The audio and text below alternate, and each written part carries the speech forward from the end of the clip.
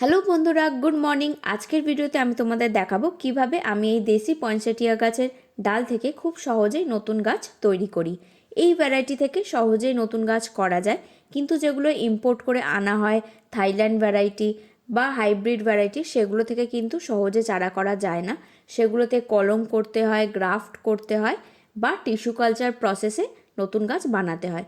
সেই জন্যই ওগুলোর অত দাম হয়, যেহেতু সহজে চারা করা যায় না। এবার এটা আমার আগের বছরের মাদার প্ল্যান্ট, সেটা থেকে কাটিং করেই আমি এই গাছটা এবছর বানিয়েছি। এই গাছটা আমি আরও ঘন করতে চাইছি, সেই জন্য ডালগুলো কেটে নিচ্ছি। এই যে ডালগুলো কাটছি, এটা থেকেই নতুন চারা গাছ বানাবো, আর সেটাই বানিয়ে তোমাদের দেখাবো কত সহজে করা যায়। কোনো রকম এক্সট্রা জিনিস লাগবে না, মানে রুট হরমোন, অ্যালোভেরা জেল, এরকম কোনো কিছুই লাগবে না। ডালগুলো নিয়ে নিয়েছি।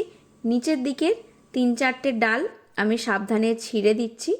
এই যে নোটসগুলো দেখছো, মিনিমাম 2টো নোটস যেন মাটির মধ্যে থাকে, এভাবেই আমি ছোট ছোট গ্রো ব্যাগে বসিয়ে দিচ্ছি। মাটিটা একটু জল দিয়ে ভিজিয়ে নরম কাদা কাদা করে নিয়েছি, যাতে ডালগুলো বসাতে আমার খুব সুবিধা হয়। 2টো মতন নোটস মাটির নিচে যাচ্ছে, এভাবেই ডালগুলোকে আমি ভালো করে বসিয়ে দিচ্ছি। এটা 1 মাস পরের আপডেট। দেখতেই পাচ্ছ, কাটিং করার পর প্রত্যেকটা জায়গা থেকে 2-3টে করে নতুন ডাল বেরিয়ে গাছটা কিন্তু আরও অনেকটাই ঘন হয়ে গেছে। এবার এই বছরের মতো এই গাছটা আমি এখানেই রাখবো, আর কাটবো না, যাতে ডিসেম্বর জানুয়ারিতে ফুল চলে আসে। এটা 45 দিন পরের আপডেট। দেখতে পাচ্ছ ডালগুলো দাঁড়িয়ে গেছে, রুটস আসা শুরু করে দিয়েছে। এখন এটাকে রিপোর্ট করব না, আরও 1 মাস মতো এই গ্রো ব্যাগেই কিন্তু আমি রাখবো। আর এই ডালটা দেখতে পাচ্ছ উপরের দিকের পাতায় অলরেডি কালার চলে আসছে, মানে এবছর এটাতেই ফুল হবে। তাই আমি এখন আর রিপোর্ট করে এগুলোকে ডিস্টার্ব করব না।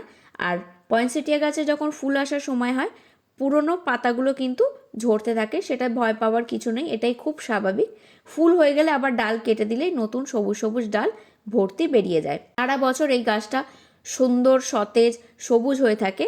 আর ঠান্ডা পড়লেই ডিসেম্বর জানুয়ারি এরকম সময়ে ওপর দিকের পাতাগুলো সুন্দর কালার চলে আসে।